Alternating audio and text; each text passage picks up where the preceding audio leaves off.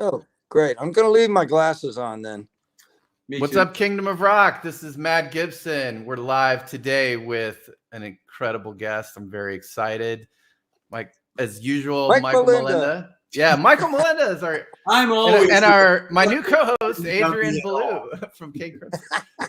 No, And obviously a we've heck got of a co-host. yeah, man. Well, we've got a great guitar player here today, Mr. Adrian Belew, and multi-instrumentalist, just outstanding musician. One of the You guys most are just so nice. You're making my night. Well, I was telling him before the episode, Kingdom of Rock is Kingdom, and then King Crimson, and then Crimson Symphony in the background. So I've definitely been a King Crimson fan for most of my life, and Me too. really honored to be here with Adrian. I was a today. Crimson fan for many years before I was ever in the band. And one day I woke up and I was in the band, and it was like, okay, well, now this is weird. I got to figure out what they do. Well, I was just listening to. If you want your night to be even better, we can let Matt go on the compliments. We had to have a little talk because he was too fangirling about Adrian Belew. So there's a moment where you're feeling like you want your spirits lifted. We'll just let Matt go crazy all over you. I could listen to Matt all night right now. I guess you're free to go, Matt. I could use a good dose of encouragement anytime you want. We could start some Three of a Perfect Pair, something like that. No. Yeah. Oh boy. Well, okay. So needs no introduction. One of the legends of prog music, and some people call him the Twang Bar King. He's just a outstanding, creative, innovative guitar player. If you haven't checked him out before, I definitely think you should go check out some of his music. Adrian, why don't you tell Kingdom of Rock a little bit about your musical history? Like, how did you get into the music business, and what brought you to the stage, the lack of stages that we have today? Well, it's a long story, but I'll try to make it as quick as I can. I always had a musical talent of some sort. When I was a little kid, I could sing along with records, and that really enthused my aunts and uncles, and they said, "Oh, he's so cute," And so I thought, well, this is a fun way to get attention. When I was 10, I got into the school band, and I wanted to be a drummer, and they said, we got so many drummers. Really, every kid wants to be a drummer. You want to be a trumpet player? I said, no way. I'm not going to go. No, I want to be a drummer. Finally, they let me be a drummer in the marching band for 3 years. Then I moved to another town over the summer. And when I did, that was when the Beatles had just come out. And before I knew it, I was hearing, little rock and roll teen bands around the neighborhood and places. And one of them finally recognized me and said, "Hey, we want you to be in our band, and you're, a good singing drummer." So I joined a band called the Denims. We wore denim outfits and had Vox Super Beta lamps and things, nice. Which was really wonderful. And we were actually known as the Cincinnati's own Beatles. I grew up in the northern Kentucky area, right across the Ohio River from Cincinnati, and that went on for a few years and was really so much fun. We were really good at it. We could play the Beatles really well until they made Sgt. Pepper. And then it was like, wait a minute, we can't do that.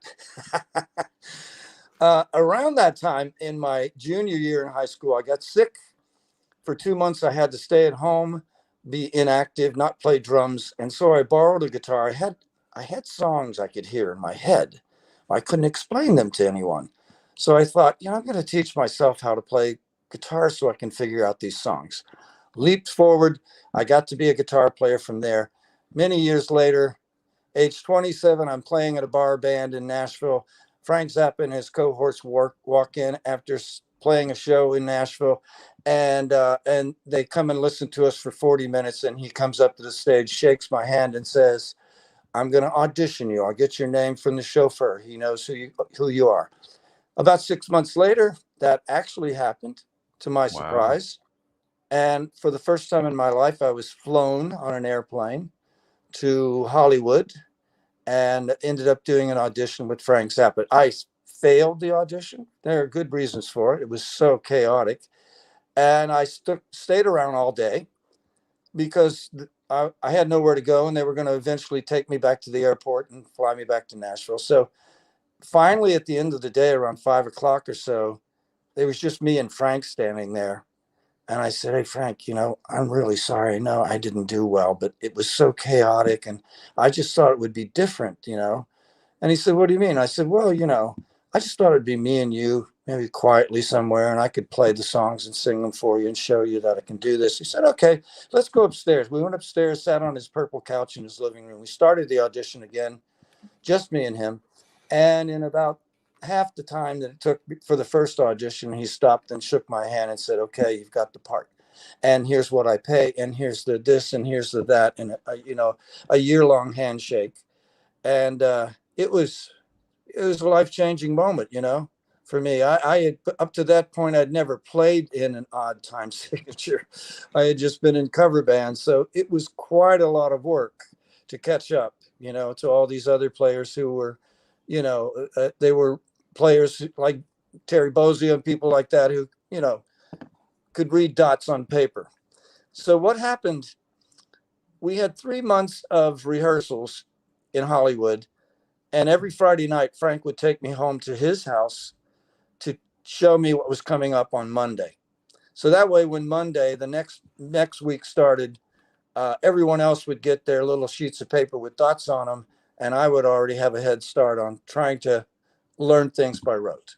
After that, I got in Frank's band. We went to Europe.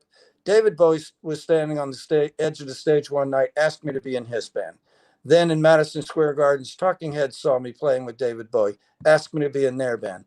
Then Robert Fripp saw me playing with Talking Heads, asked me to start a band with him which eventually called King Crimson. And at that same year, I got a record deal to do my first solo record, and 25 solo records later, here I am. Wow. That's a quick version. That's a lot. That's a lot in a lot of other things I left out, Yeah. No, that's incredible. I just want to add at this juncture is that, through all the time that I was editor at Guitar Player, Adrian was always so, ultra sharing and, willing to help out at any time, really enthusiastic. It gave great interviews for the readers, never, said, "Well, that's a secret. I'm not going to tell you about that." It was really, just amazingly sharing about everything he did. And I'm sure you inspired a lot of people to become better players. And I just appreciated all that. You were always an awesome dude for us.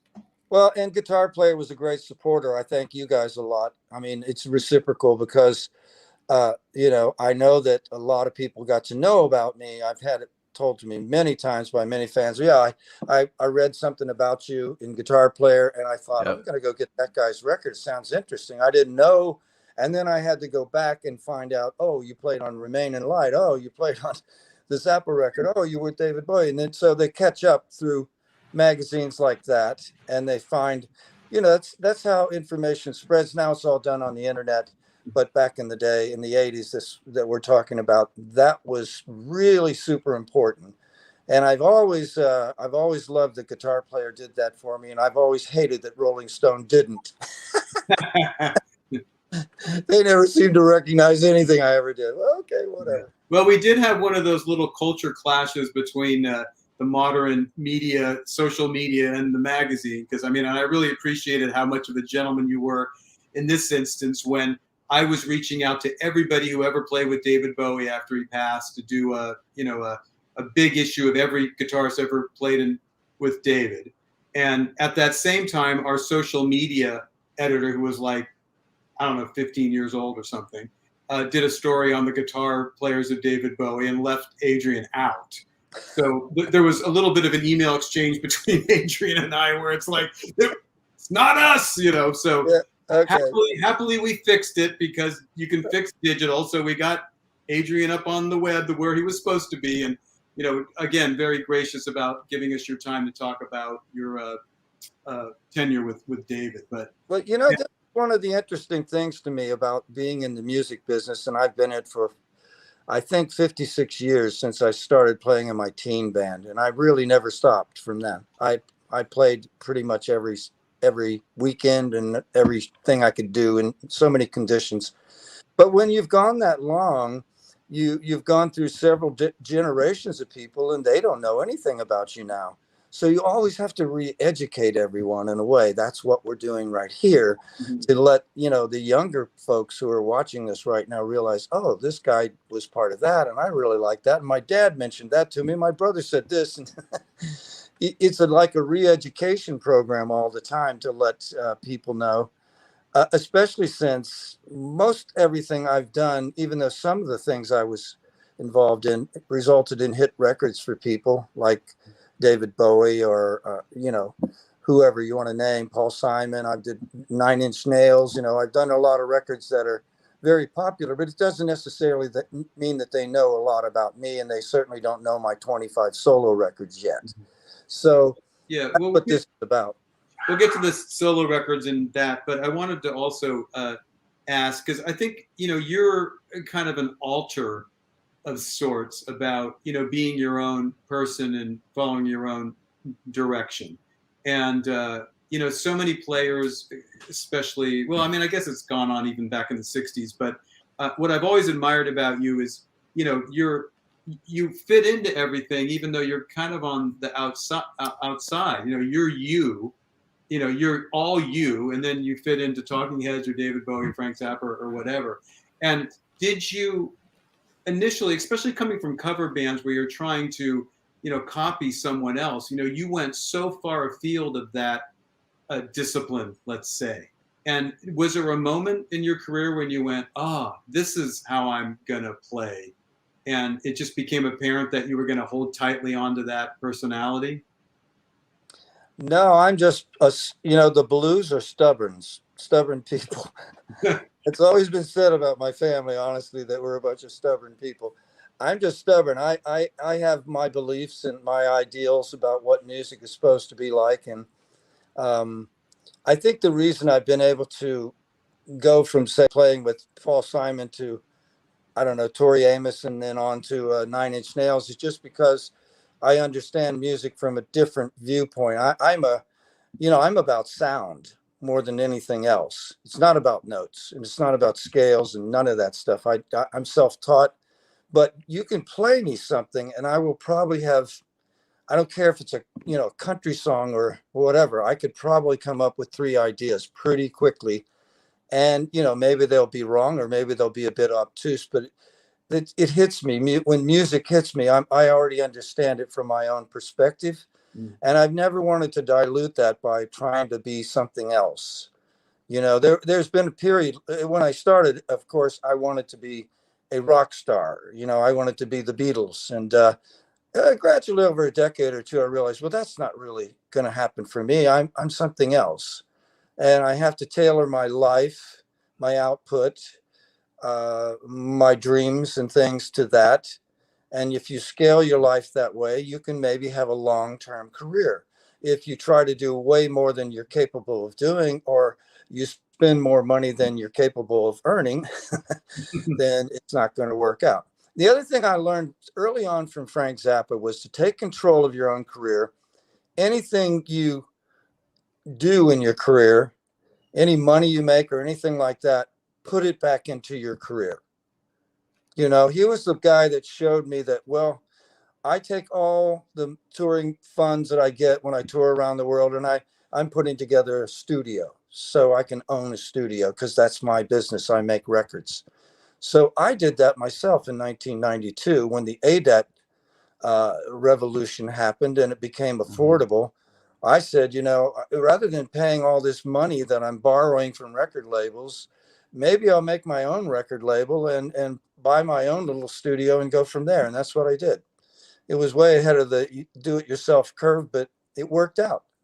And frankly, I made more money and kept more of that money doing that than I ever did with the 7 or 8 solo records and King Crimson records and all the other records that I'd done previous. Strange, isn't it? Yeah, it's interesting. Well, I thought that was interesting too. I think on one of your Facebook posts about the acoustic record, that's the one I'm talking about. Yeah. Yeah, you had written, that your wife had said, "Why aren't you keeping all this money that you're making from the labels. And I thought that was interesting that, again, you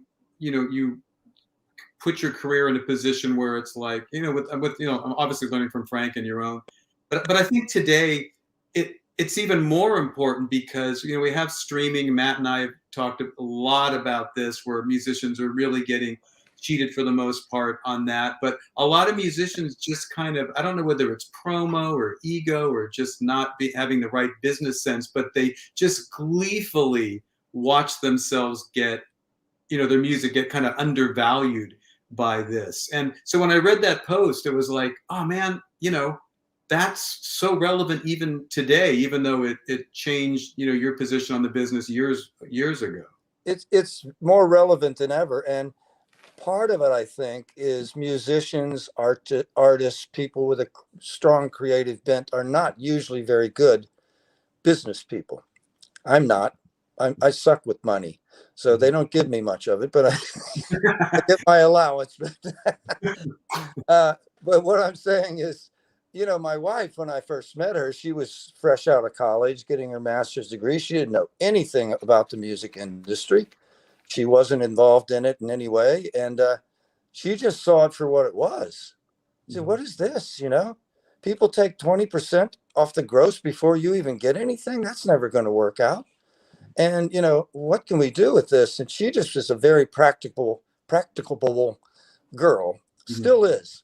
And just saw, well, wait a minute. Can you re-record your own music? Yeah. And if you do that, is the record company get that too? No. Well, then let's re-record your own music. Let's just make it, can you make like an acoustic record of your stuff? Yeah, I've never done that, but that'd be great. Maybe somebody will like that. There you go. It's just practical application, because the music world has always been not that good for the artists. The artists are the last ones to receive the benefits of what they create. There's so many other hands in the pie, big hands. You see these big hands? Look at that. Ooh, big hands in the pie. They all want something.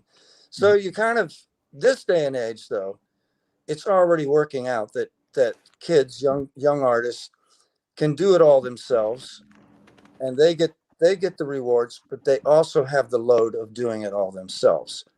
Back in the day, the music business was built on, hey, kids, sign here, and we will take care of everything.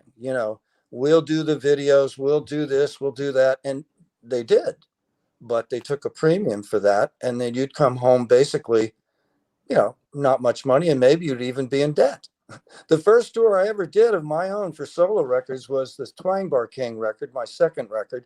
I couldn't do the first record, Lone Rhino, because I was on tour with King Crimson in the early 80s, and there was just no time. So the second record, I was able to finally go on tour.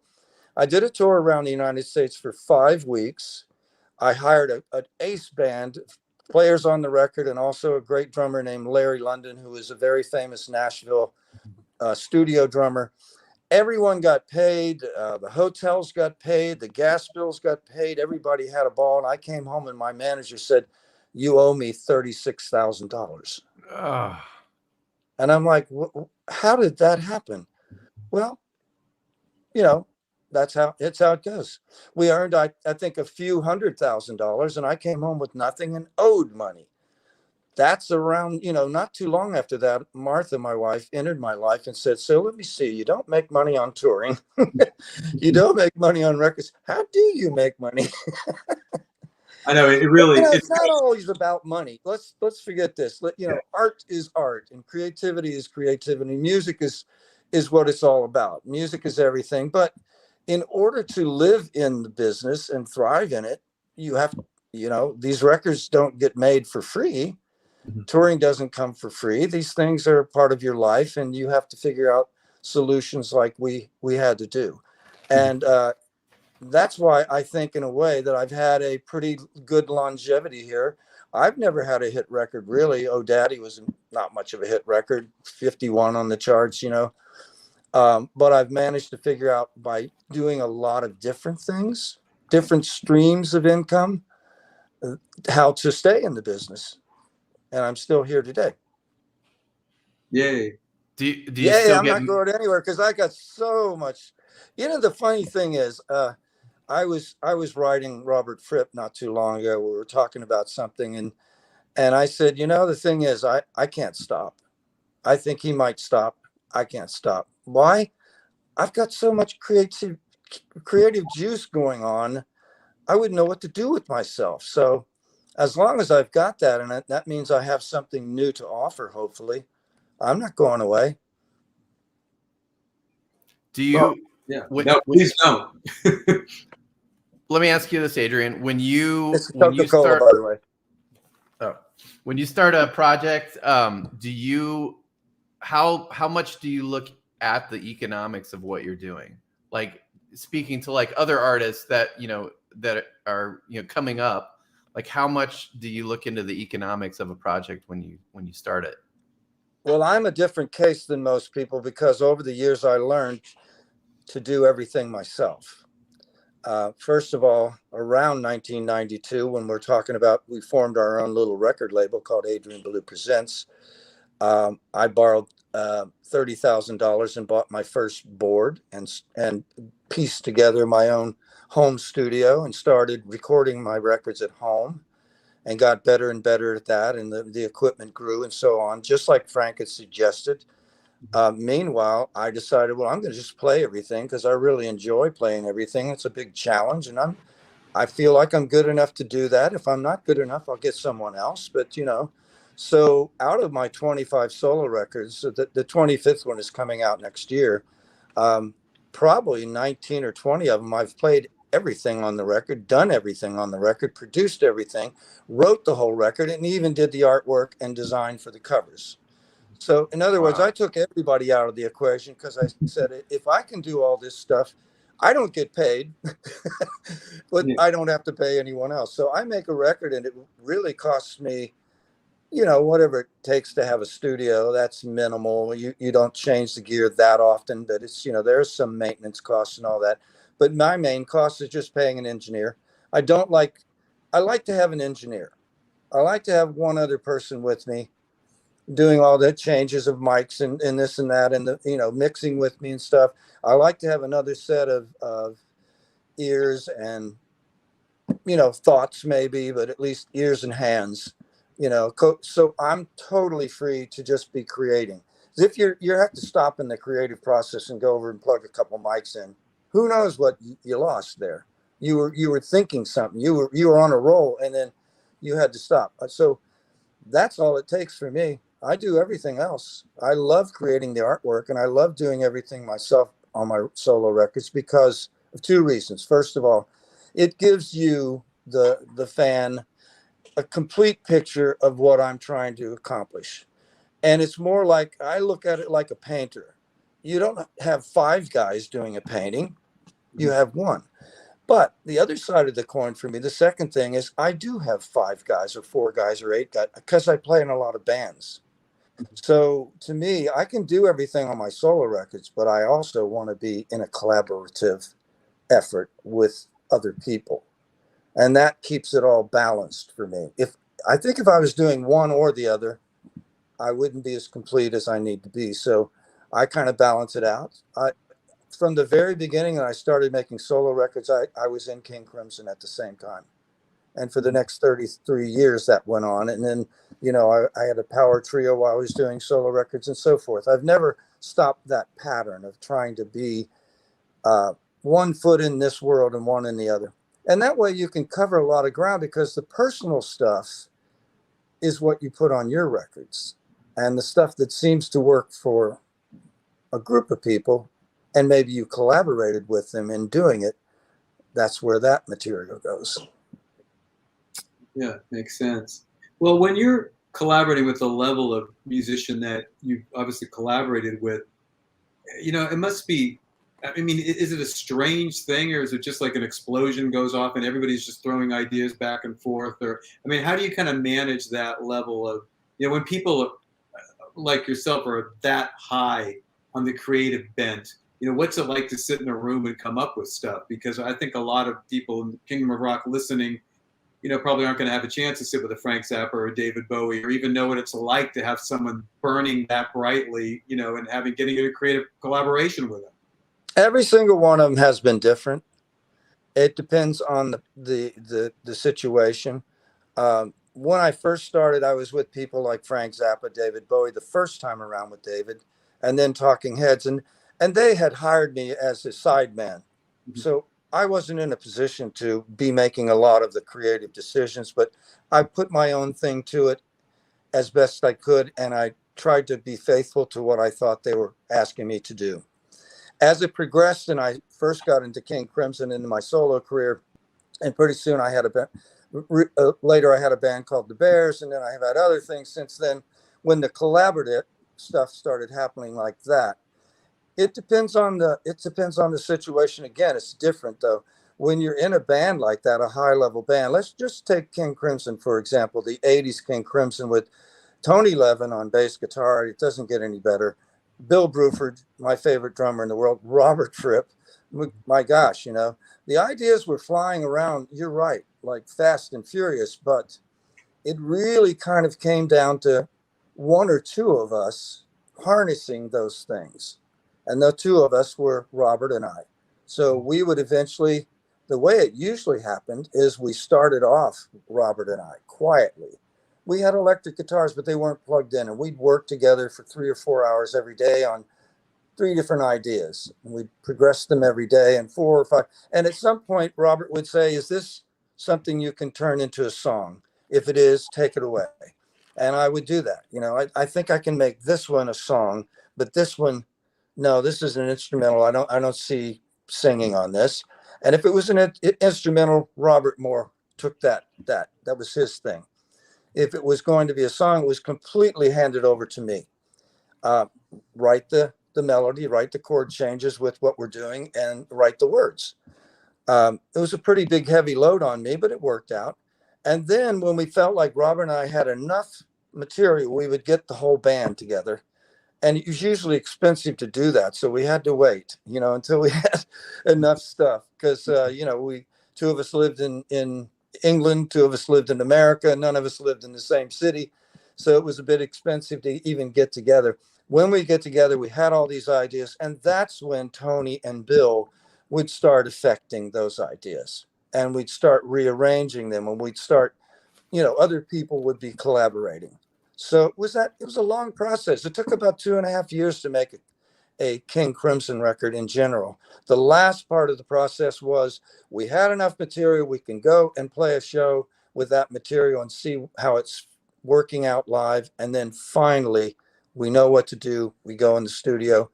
And in the studio with King Crimson, it was all strictly, we're going to play what we play live. No one's going to overdub anything. This is the way we want it, so we can play it that way next year and the following year as well. Other situations are not like that. But I kind of think most of the time it comes down to there's someone who has to head this proceeding up, And I hate to say this because I don't mean this towards any particular kind of musician, but most of the time it's the guitar player or the keyboard player or someone in the role doing that. And the bass player and the drummer and the other people like that are following along and adding in what they do. And that's what they're paid to do. So they're not necessarily writing the material. The writer is writing the material, but they're adding their parts. And it works out because the way royalties work, half the royalties go to mechanical royalties, half go to authorship. People may not know this, but if you're the drummer in the Beatles, you didn't write any of those songs, but you get your quarter share from the mechanical royalties, which are the performance that's on the record. There's a royalty for that. There's another royalty for John and Paul writing the song. So that's how that works. It just works that way for everybody. That way, I think everyone who puts in something into it, whether they wrote it or not, they're compensated. Yes. I have kind of I don't know if this is a dumb question. Maybe if you've been asked this a lot, but when you were in the Talking Heads, did you and David do any side-by-side singing? Because you have similar kind of similar style of singing. I always thought. Well, not until we went out on tour, and it was determined that all of a sudden they were going to try to play Remain in Light, which was strictly a studio record, layers and layers and layers of things. And Jerry Harrison called me and said, "Hey, we're going to try to do this, and we're going to put together an extended band. And would you come to New York and work with us?" And I said, "Of course, I'd love to." I loved what they were doing, and I'd played on the record. It made a lot of sense. When I got there, the first day or two that I was there, we only had 4 days of rehearsal. The first 2 days, David was not even there. So me and Jerry and the other people were trying to sort out all the parts. And then finally, David showed up. And by then I knew, well, I'm going to sing harmony with him on this because someone needs to do that. I'm going to sing with him on this. And I already knew what he was going to be doing on guitar because it was evident on the record. And I would be doing what I was doing. Unfortunately, I didn't get to go back in the studio with them and create from the get-go. I would have liked to done that, but I did do it with the Tom Tom Club a little bit, but I didn't get to go through that whole process either. So I think it's unfortunate. I wish I had been able to do that. I think David and I, well, we worked well. We did the Catherine Wheel, one of his solo records, and we had a ball doing that. So I know we could have done more stuff, but it just didn't turn out that way. I joined King Crimson for one thing, and they went on and did what they did. Yeah, I have a question here from Kevin Common, who's one of the Kingdom of Rockers. And I don't know how you'd answer this, but I'm sure you have an anecdote. He's just asking, I'm so interested in what it was like to record on Lodger. Oh, wonderful. It's a great story. I love this story. First of all, it was my first actual in the studio recording experience. Previously, I had done a record with Frank called Chic Your Booty, the most popular record Frank Zappa did out of his whole catalog. But all of my parts were done live on tour through a they recorded everything every night. I didn't get to actually go in the studio with Frank and put that stuff together. With David, okay, we had toured a little bit, and then it was time to go in and start working on his new record. And they flew me to Lake Geneva, Switzerland, and it was in a studio it was the place that burnt to the ground, oddly enough, with Frank Zappa playing in it. So Smoke on the Water, that's about the place that Frank Zappa was playing that burnt to the ground. And then they rebuilt it into a bunker style recording studio. And when I mean bunker, it was totally concrete, everything, the floors, everything. There's no way it was going to burn down. And the way they had the studio situated, which was right on Lake Geneva in Switzerland, gorgeous, fantastic, amazing experience. The bottom floor had the control room, and they had a one-way television monitor camera that you walked up the stairs to the second floor, and that's where all the drums and guitars and everything were set up. They had a camera, they could see you, but you couldn't see them. By them, I mean Brian Eno, David Bowie, and I'm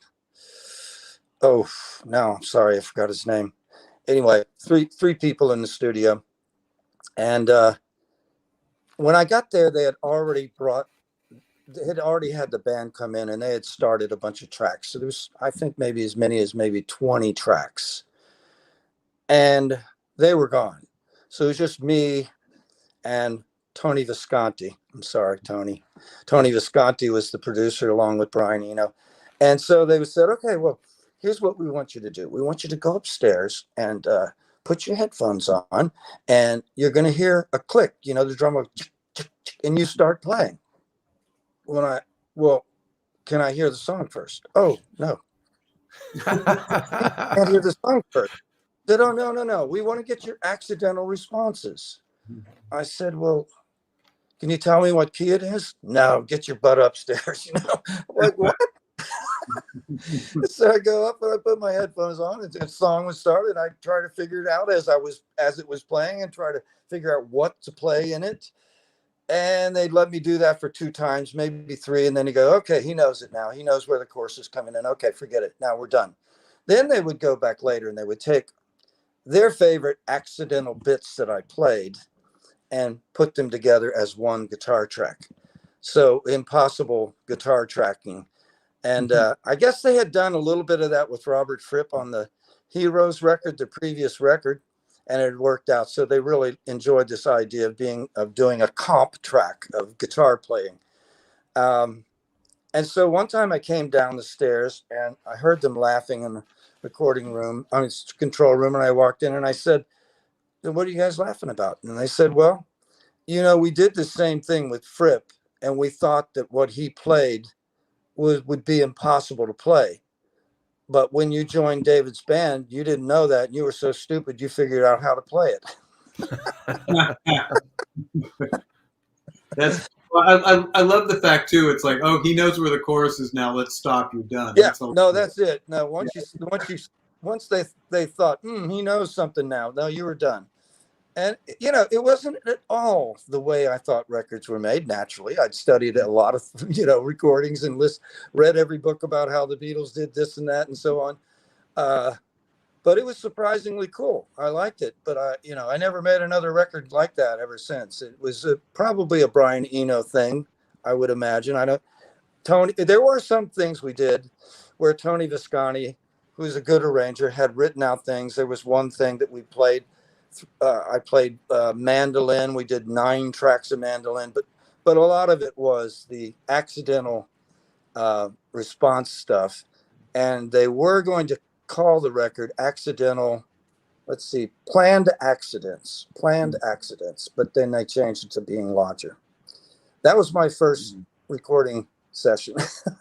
That's great. Well, it's always amazing, to both Matt and I. We've had some great session players here where, the red light goes on, whether you're, in Hollywood in the 60s or wherever. It's like you have like seconds to come up with something that's going to be a hit. And I mean, I think for a lot of people, you walk in there and, there's telling you, yeah, no, you can't hear the song. We're not going to tell you what key it's in. And there's a lot of people that would have turned to dust right then and there. But obviously, I wanted to.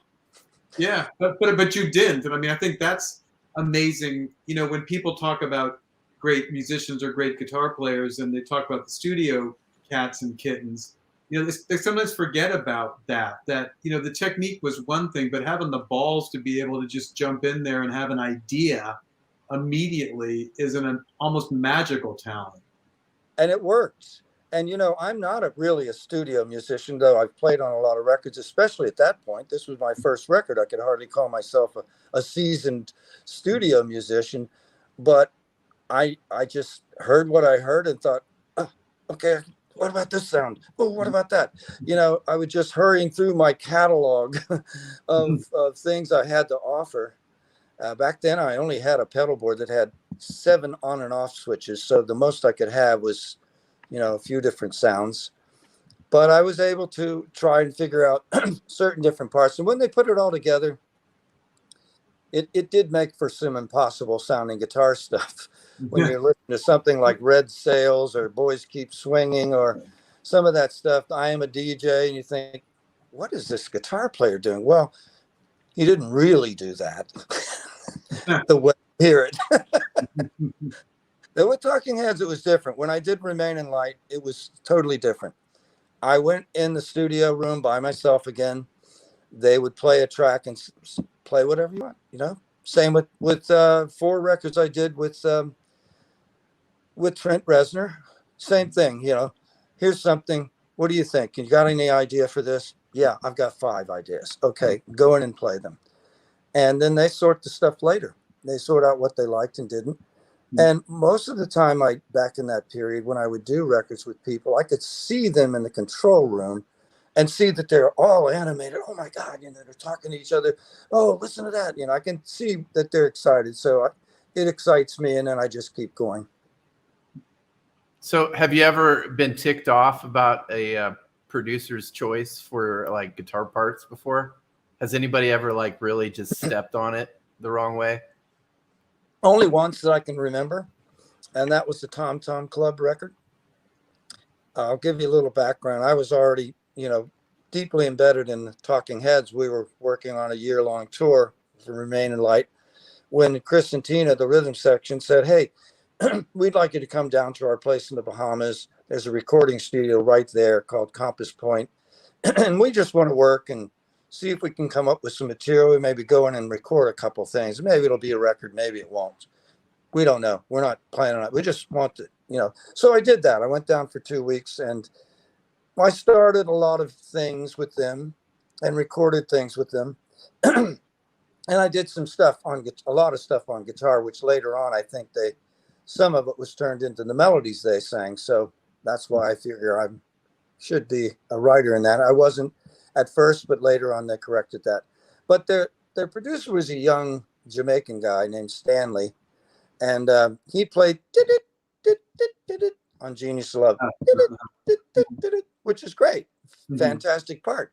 But I start, one of these songs, I'm like starting a solo and he stops me. No, man, you can't do that. What do you mean? Do what? No distortion. I said, no distortion. What? So I just did what I did. But after I left, he evidently erased my guitar solos. Wow. And I found out about it, a few months later when the record is out. Oh, where's that? I played a great solo on that. But where is it? Oh, Stanley erased them. I stunned, like, oh, okay. But it worked out. It was a great record with a different attitude. I mean, it wasn't about guitar solos. That's okay. I'm good with anything, I mean, after all this time, I'm good with it. It was a great record, so I can't say anything bad about it. I think it was the wrong decision to make, but that's what he thought as a producer the record should be. So that happens every now and then. I rarely bang heads with anyone, though. I get along with everyone, and I try to give the situation 1,000%. Regardless of whatever limitations or things are put upon me. I think that's your job. I get to make my own decisions on my solo records, as I said a few minutes ago. So when I'm doing someone else's thing, I'm completely involved in what do you guys want? What do you want from this? What are you looking for? What can I add that you didn't think would happen? And that's what you have to do. I think hopefully a lot of the Kingdom of Rockers out there will check out Spotify and check out your solo records, because I mean, there's just so much breadth and stylistic expansion, what you do. It's just amazing. But when you're actually, going through 25 or 30 solo records, I mean, do you start everything with a concept, or do you record little snippets and then decide later, oh, this goes on this record, this goes on that record? Or are you like, I'm starting a record about this and start to finish, that's what it is? Well, I'm a pretty constant writer, but I'm not always able to put my ideas into place because maybe I'm on a 2-month tour. So I have to wait until I get back to my studio which is in my home. And then, there comes periods where you can say, okay, now I've got this time to work on this. And that's when I really focus on what is this? Well, I've got this and I've got that. It seems like I need a little more of that and some of this, and I start building a concept. You're right, I do. There's a concept behind every solo record. And I'm pretty fast in the studio. So once I kind of understand where I'm going with something, I may experiment, with guitar sounds or things like that. But when I know what I want the drummer to do, I'm the drummer. I'm going to sit down and just play it, and a lot of times it's first or second take. I'm good, at doing that. I've had a studio in my life, most of my life, for 28 years in my home here now. So it's different from record to record, but I always have a purposeful idea, concept going in, what I'm trying to get. And I'm usually pretty good at fulfilling that. There are very few of my solo records that there's anything on them that I say to myself, oh, gee, I wish I hadn't done that. I could have done so much better. I usually feel satisfied when I'm done. And then I kind of put them away and go on to the next one, and what's happening next. I think throughout my whole career, the idea of being focused on what it is you're doing now has been key. So when it's time to make a solo record, I could do that. But now, oh, wow, it's time to go on tour. I'll do that. Oh, now it's time to play on this person's record. Oh, totally different thing. I'm going to, if you focus on everything and put everything else out of your mind, you get 1,000% of what's up here. And that's how I try to do it. Oh, awesome. Do you, when you have such a huge catalog, and I was just kind of thinking about this, do you ever go after that movie mailbox money with your giant catalog of music where you're trying to get placement of your songs and things like that? Are you intentional about that, or do you, if it happens, it happens? Or what's your view on using your music for cinema? I've got a little interesting bit of a story to tell you right now where I'm at in my career and in my life. As I told you, I met Martha in 1990. By 1992, 93, we got married.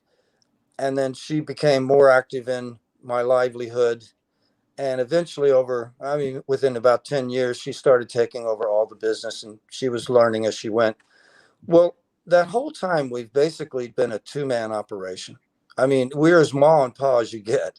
We started our own little label. We don't have anybody doing anything. I mean, truly, in the days of CDs, when orders would come in, I would put them in the envelope, stamp them, and she would take them to the mailbox. It really hasn't changed that much. We can hire an engineer to do this, or we hire somebody else to do that. We hire people to play in the band when we're ready to go on tour. So there's so many things right now that we wish we could do. In social media world, there's so many things that we know we should be doing, we can't do, we don't have anyone helping us. And this, what you just mentioned there, for years we've said, we've got to get our music and movies. How do we do this? We don't have time. We don't have someone doing it. It's not an excuse. It's just the reality of our lives. We live in Mount Juliet, Tennessee. It's a little off the beaten path of Nashville, and just are so busy. We can't really take the time out to find the people to do what you were just talking about. But yes, we do want to do that very much. And I think when COVID happened, we had a break in time where we couldn't do anything. And we said, okay, let's start sorting these things out that we never got to do, that we know we need to get someone to do. And we're doing that even right now as we speak. We're changing some things and bringing some other people on board. And I don't know, I might even put this next record on a record label again. I haven't done that since 1992. I'm just trying to open those doors again because, frankly, we feel like we've cheated ourselves by not being able to do it and not having the help, but we've done well anyway. But I wonder how much we would do if we had the help. So we're going for that now. If people don't know that, but all this stuff that I've done, that solo stuff, it's, I've done pretty much everything creatively, and she's done all the business stuff. So it hasn't been a thing where we've got, an organization of people, and we've, if we need to someone to promote us, we hire that, but it's over when the record's over and you move on. Yeah. So we're hoping that is going to change soon.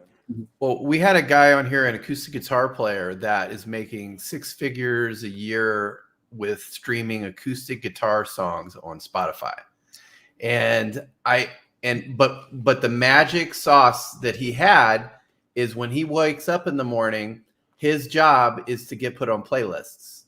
So he treats it like a job where he's calling Spotify playlists. Yeah, Spotify playlists. Right.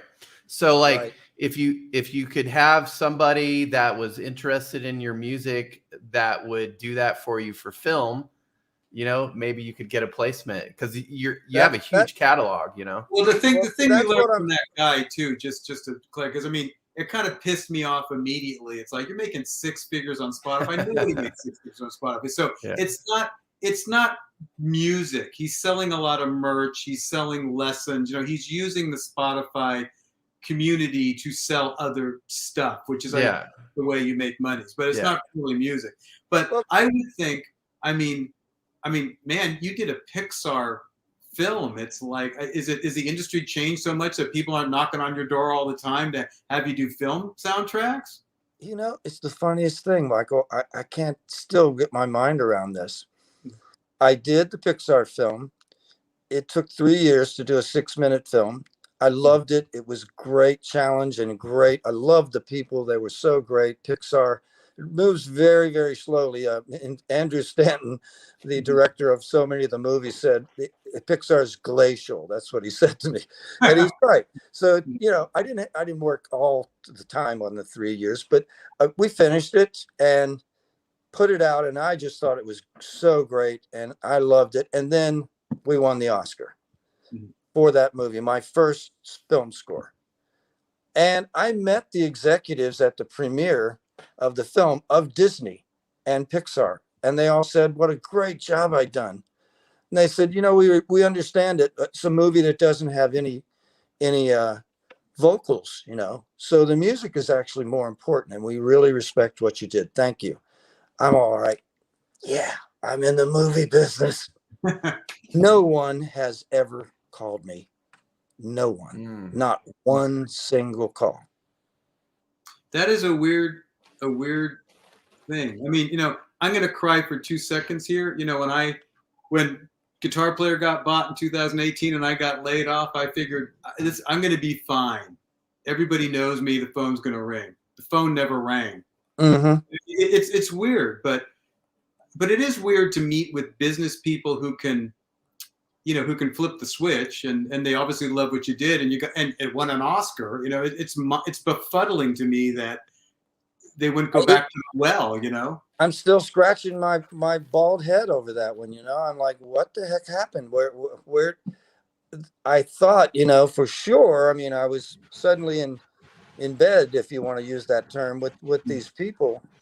And I like the Pixar people, and I still am in touch with them, and they love me, and we're good, but they don't have anything for me to do, I guess. But I wasn't thinking that I would just continue to do Pixar stuff. I thought, well, this opens the door to anything. I mean, Disney does a lot of stuff. And, well, it's weird because typically an actor who is in a film that wins an Oscar, they're typically not worrying about their next gig for a little while. It's weird that musicians not the same thing. Well, what I've learned about it since then is that the film scoring community is a very closed one. They don't really want more people in it. They're all scratching for their their gigs. They don't want a new guy in there. They probably would rather I don't join in the circus there, and that's okay. But I think Matt's question about placement of 25 solo records worth of material is very relevant, and that doesn't even include the Bears, five more records. That doesn't even include King Crimson, 7 more records that I wrote. That's all it's very interesting to me, because I often see something. I see a lot of films, even to this day, even when you can't go to the cinema that much.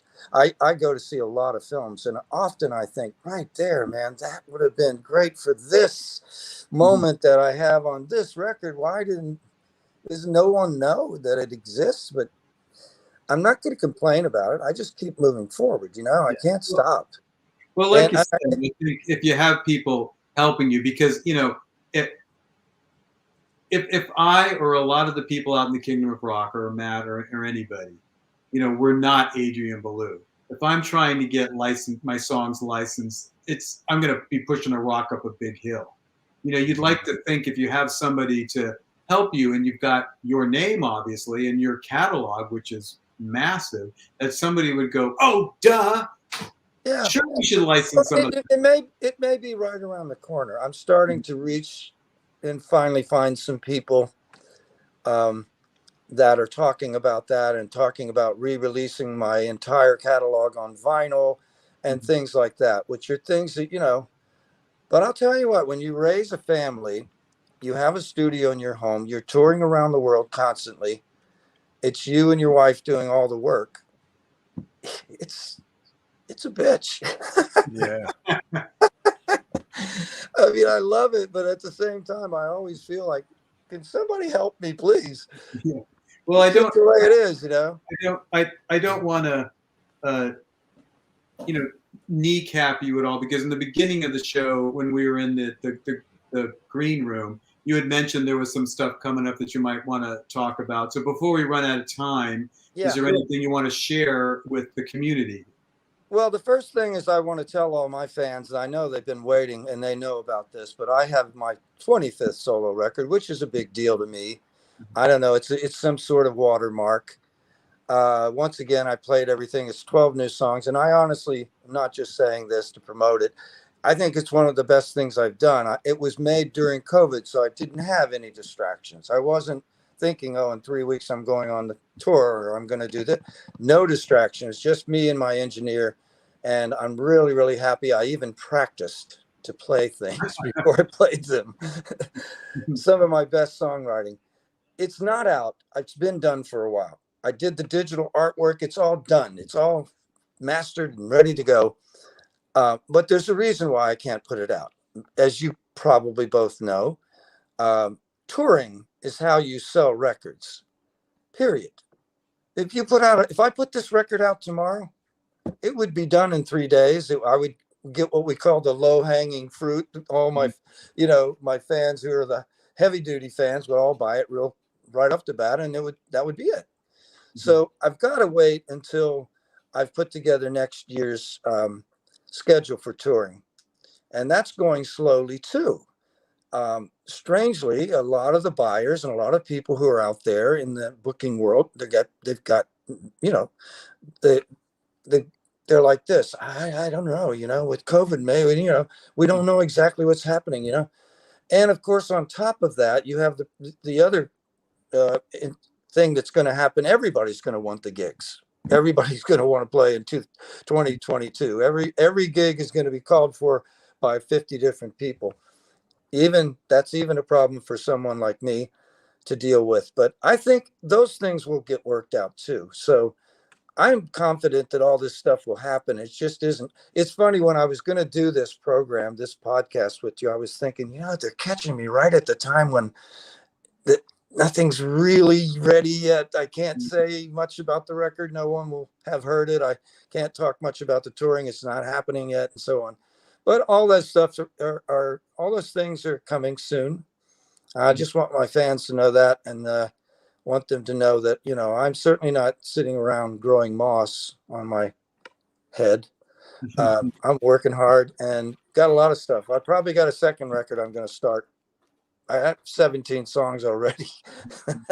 I'll probably just continue to record until they say, "Oh, Mr. Blue, you're on stage in 5 minutes." But there's also some other things that I think are going to happen. We'll probably have some more Turquoise shows. That's me, Jerry Harrison and the band Turquoise. Even though Turquoise is broken up, we'll figure that out. And we'll go out and do some more Remain in Light Festival shows next year. Probably a few of those. There's possible more David Bowie shows celebrating David Bowie. There's a lot of possibilities. I did a thing with Todd Rundgren on his new record, and I kind of expect that Todd and I will do some more next year, somewhere down the line. And then of course there's the solo touring, which I'm very excited about doing some more of that. I have new ideas of how I want to organize the actual show, change it up a bit. And we're doing a cruise in May that's called Cruise to the Edge. That's the Yes Cruise to the Edge. They do it every year. We've done it, I think, 3 times now. This will be our 3rd time.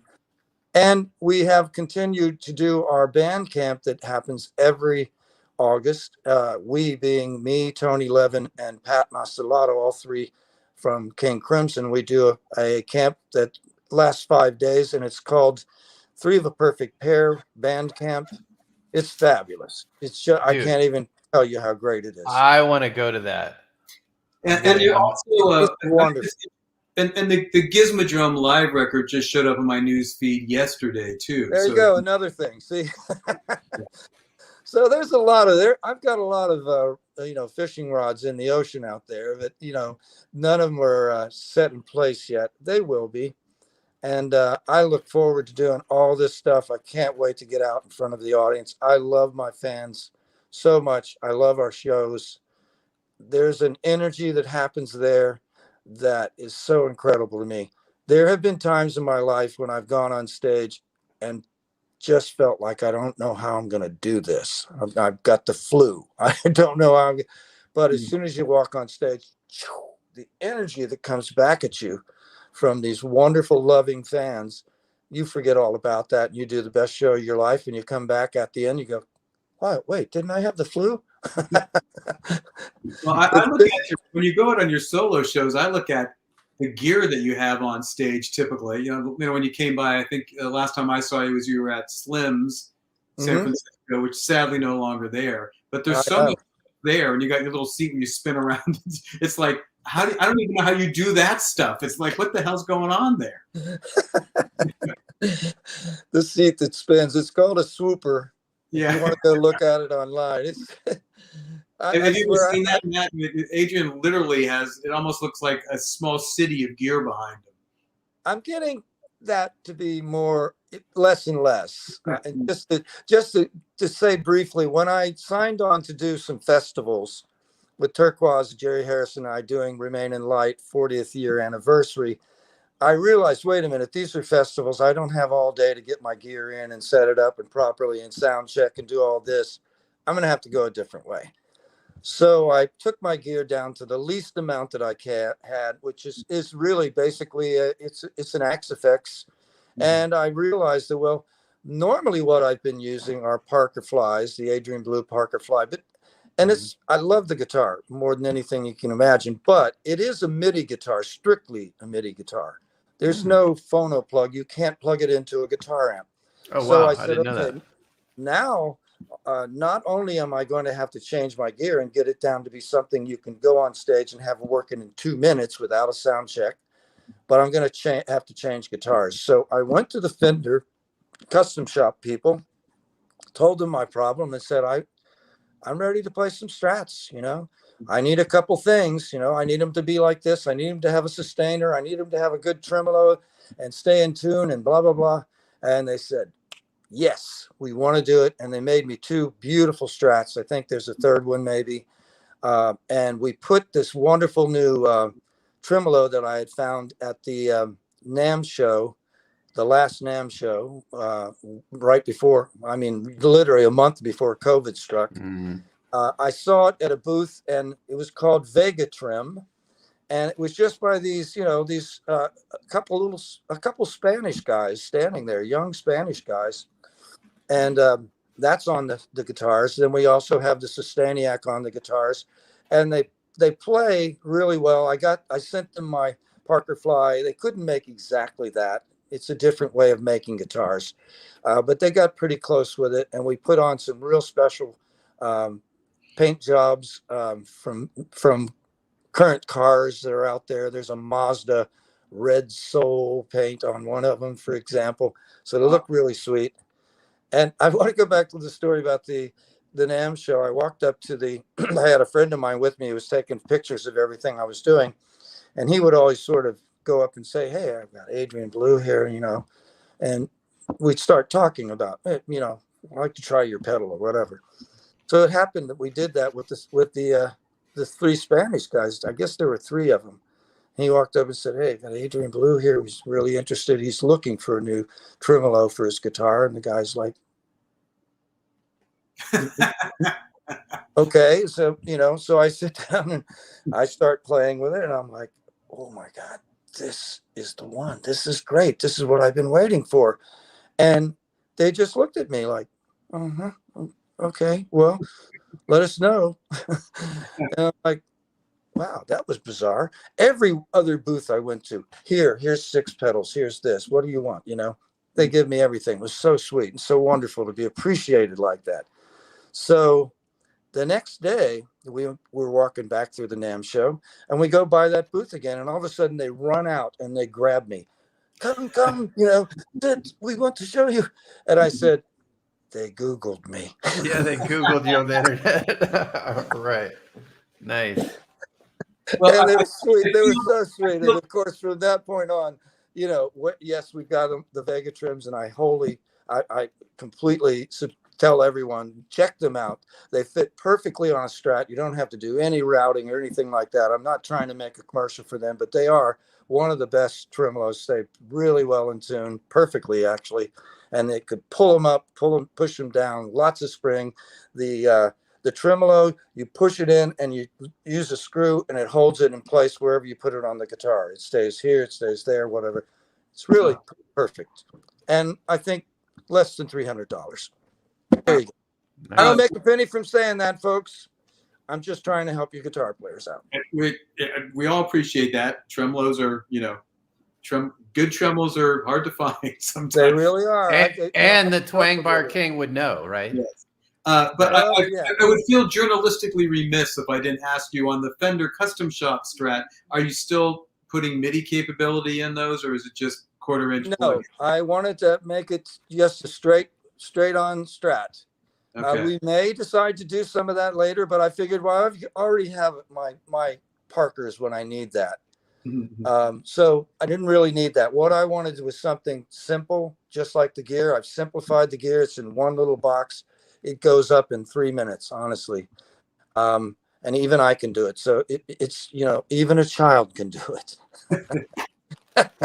well, Matt and I are glad you came on the show. I mean, we're sorry to have a tour ready to go or that the record's ready, but man, you just, as usual, you held court and told a lot of cool stuff. So, well, thank you guys for having me on. It's my pleasure. And, I really appreciate people who do this, because this is the way. We don't have Guitar Player Magazine able to do it so much for us, but this is the way you get stuff done now. And I like it. I like to talk, and I like people who know something about my music. I'm always thrilled with that. It's the best honor. Well, we'll definitely, when you are ready to tour, I'm sure we'll have you back to talk about the new record that you can't talk about now and the tour that you can't talk about now, but we'll definitely have you back. You got it. Because Matt loves you. You know that Matt loves you, right? Yeah. As long as I'm here, I don't know. Just call me the day before the show every Wednesday at 7 p.m. Pacific Standard Time, 10 p.m. Eastern Standard Time. Just give me a call and I'll bring you on anytime. All right. You're welcome. You got it. We'll go through the Elevator record. That's what it's called, Elevator. And we'll go track by track, one track a day. How's that sound? And we'll talk about that track. And that sounds fun. Well, guys, have a great rest of your evening. And to all the people who are watching this, thank you so much. If I didn't have you, why would I do this? Wouldn't make no sense, right? Yeah. Okay. Cheers. Bye-bye. Okay. Take care. Good to see you again, Adrian. Thanks, Adrian. Yes, you too.